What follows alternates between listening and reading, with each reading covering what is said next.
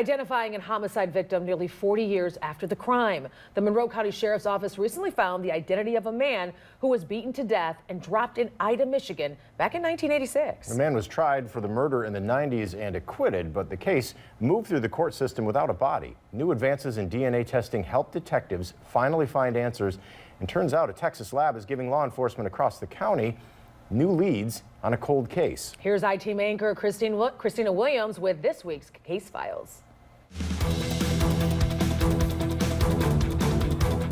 Closure nearly 40 years later. That's the reality for the family of Sean Bronner. On October 17, 1986, a bus driver stumbled across the skeletal remains in a wooded lot off of Lewis Avenue in Ida, Michigan. An autopsy revealed it was a white male between the ages of 35 and 45. The cause of death was blunt force trauma to the head, and it was ruled a homicide. But detectives could never ID who that person was.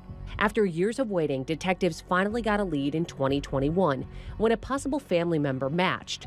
But it wasn't enough to make a definitive ruling. That's where Othram Labs comes in. We've announced over 450 cases that we've worked on with law enforcement agencies. Colby Lazion oversees the DNA testing lab in Texas. They use multiple types of new technology to identify John and Jane Does across the country. In this case, they had a relative and used SNP DNA profiling to make the match.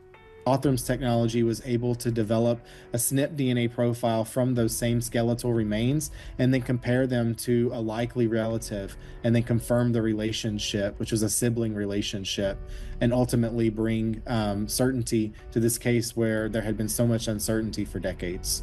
And it's not the only local case. Right now, the company is also working to identify Toledo's Jane Doe. She was found dead, wrapped in carpet, and set on fire behind a tire shop off of Collingwood. Police believe the young woman was dropped in Toledo, possibly by someone from out of town. She died of a cocaine overdose, but to this day, her identity is a mystery.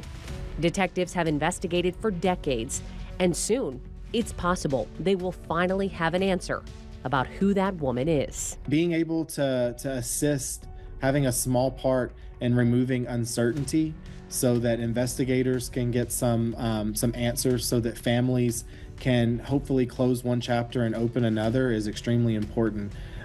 Being able to have a small part in this is extremely gratifying, and I'm thankful to be a part.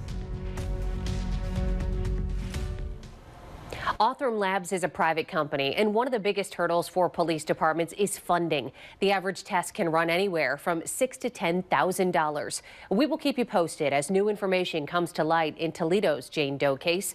Meanwhile, if you have an unsolved case that needs attention, I'd love to hear from you. All you have to do is email me, casefiles@13abc.com. Reporting for the I-Team, Christina Williams, 13 Action News. New tonight.